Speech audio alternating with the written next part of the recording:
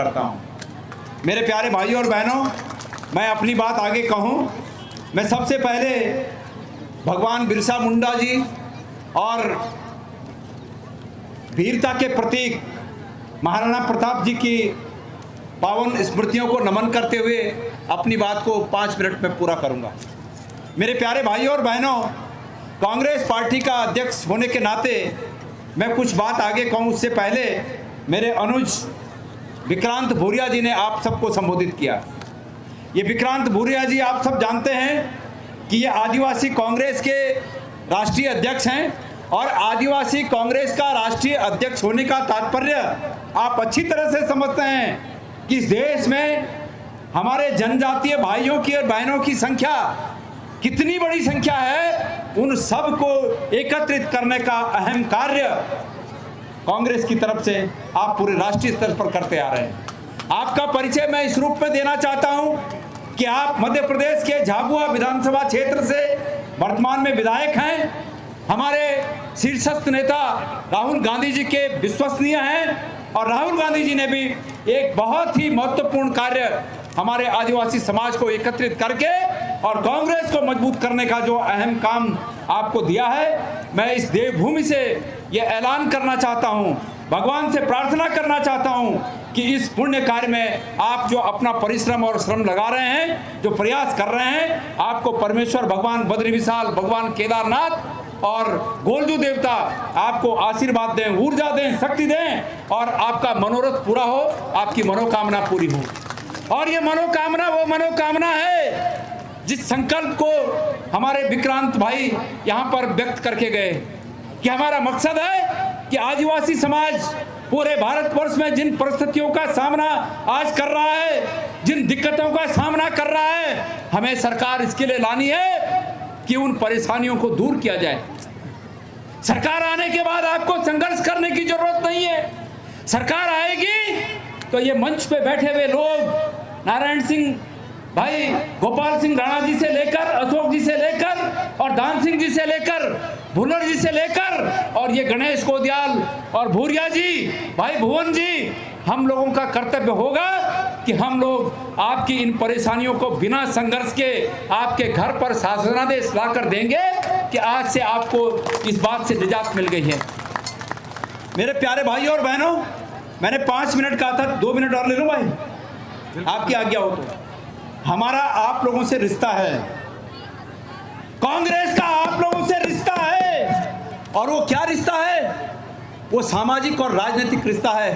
भाई गोपाल राणा जी अभी कह रहे थे यहां पर कि इस क्षेत्र में थारू बहुल इलाका है, कुछ बोक्सा जनजाति के भी लोग हैं और इस क्षेत्र में कांग्रेस की सीट है।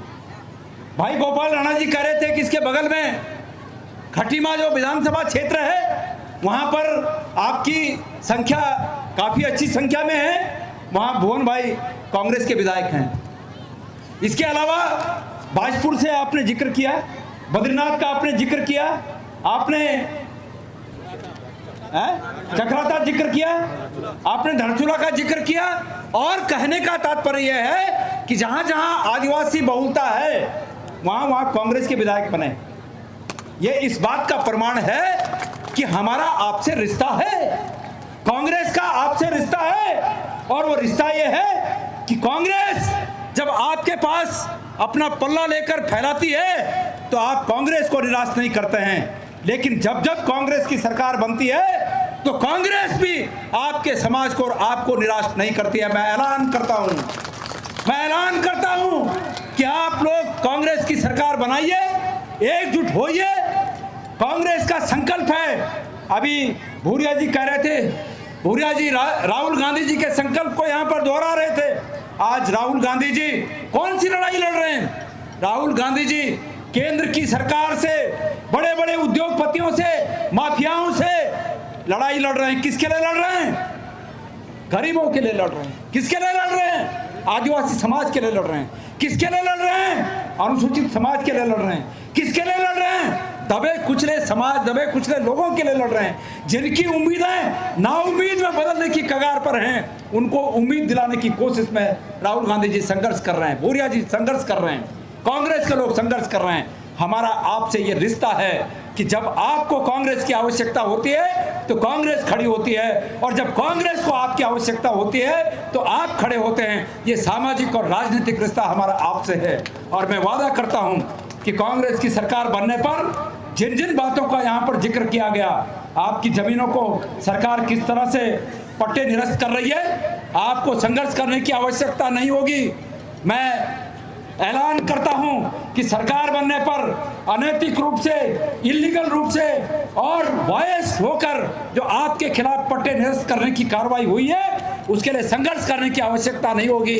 आपके कांग्रेस के विधायक जिस दिन विधानसभा में प्रस्ताव लाएंगे, हम विधानसभा में ये प्रस्ताव पारित करेंगे कि अतीत में जिन लोगों के पट्टे थे उनको पट्टे वापस किए जाएं और उनको अधिकार दिया जाए कि वो भूमि के असली हकदार हैं। आप भाई राणा जी ने, दान सिंह राणा जी ने यहाँ पर बहुत जबरदस्त बात कही। मैं आपसे बहुत प्रभावित हुआ। आपने जो कहा कि आदिवासी का मतलब क्या है, हमारे पहाड़ में बोलते हैं भूमि का भूम्याल, मतलब जो भूमि का असली देवता है। तो ये आदिवासी शब्द वही है। आप यहाँ के हो, पहला अधिकार आपका है। और मुझे खुशी है इस बात की कि आपके पास ऐसा नेतृत्व है जो आपके हकों के साथ बिल्कुल नाइंसाफी नहीं होने देगा।